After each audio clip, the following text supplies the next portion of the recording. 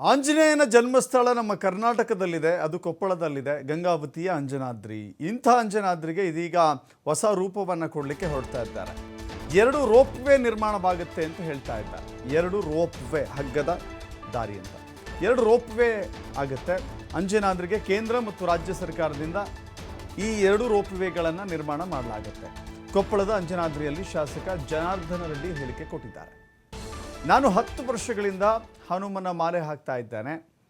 ಅಂಜನಾದ್ರಿ ಅಭಿವೃದ್ಧಿಗಾಗಿ ಸಂಕಲ್ಪ ಮಾಡಿ ಮಾಲೆ ಹಾಕಿಕೊಂಡಿದ್ದೇನೆ. ಅಂಜನಾದ್ರಿ ಅಭಿವೃದ್ಧಿಗೆ 240 ಕೋಟಿ ರೂಪಾಯಿ ಹಣ ಮಂಜೂರಿ ಆಗಿದೆ. ತಿರುಪತಿ ಅಯೋಧ್ಯೆ ಮಾದರಿಯಲ್ಲಿ ಅಂಜನಾದ್ರಿ ಅಭಿವೃದ್ಧಿ ಆಗುತ್ತೆ.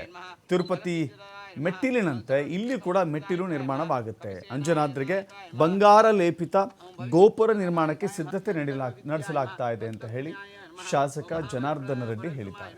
ಕಾರಗ್ರಹ ವಿಮೋಕ್ತೃ ನಮಃ ಶಂಕಾ ಓಂ ಶೃಂಕಾಲ ಬಂಧಮೋಚನಾಯ ನಮಃ ಸಾಗರೋತ್ತರಕಾಯ ನಮಃ ಓಂ ಪ್ರಜ್ಞಾಯ ನಮಃ ರಾಮದೂತಾಯ ನಮಃ ಓಂ ಪ್ರತಾಪವತೆ ನಮಃ ವಾನರಾಯ ನಮಃ ಕೇಸರೀಸುತಾಯ ನಮಃ ಸೀತಾಶೋಕ ನಿವಾರಂತಕಾಯ ನಮಃ ಲಕ್ಷ್ಮಣ ಪ್ರಾಣಧಾತ್ರೆ ನಮಃ. ಪ್ರತಿ ವರ್ಷ ಹನುಮಮಲೆ ಒಂದು ಕಾರ್ಯಕ್ರಮ, ಹನುಮಮಲೆ ದರಗಳೆಲ್ಲರೂ ಕೂಡ ಬಂದು ಅವತ್ತೇನು ವಿಸರ್ಜನೆ ಮಾಡುವಂಥ ಒಂದು ಕಾರ್ಯಕ್ರಮ ಇರುತ್ತೆ. ಈ ಬಾರಿ ನಾನು 5 ದಿನಗಳ ಕಾಲ ಒಂದು ಮಾಲ್ಯಧಾರಣೆ ಆಗುವಂಥ ಒಂದು ಕೆಲಸ, ಮತ್ತು ಇದು 10ನೇ ವರ್ಷ. 2015ರಿಂದ ಇವತ್ತಿವರೆಗೂ ನಾನು ನಿರಂತರವಾಗಿ ಏನು ಮಾಲ್ಯಧಾರಣೆ ಮಾಡ್ಕೊಂಡು ಬರ್ತಾ ಇದ್ದೀನಿ. ಸೊ ಹನುಮಂತನ ಕೃಪೆಯಿಂದ ಈ ಭಾಗದ ಶಾಸಕನೂ ಆಗಿ ಸುಮಾರು ಕನಸುಗಳನ್ನ ಕಂಡಿದ್ದೆ ನಾನು. ಅಂದರೆ ನಾವೆಲ್ಲರೂ ಕೂಡ ನಿಮಿತ್ತ ಮಾತ್ರ ಅಷ್ಟೇ.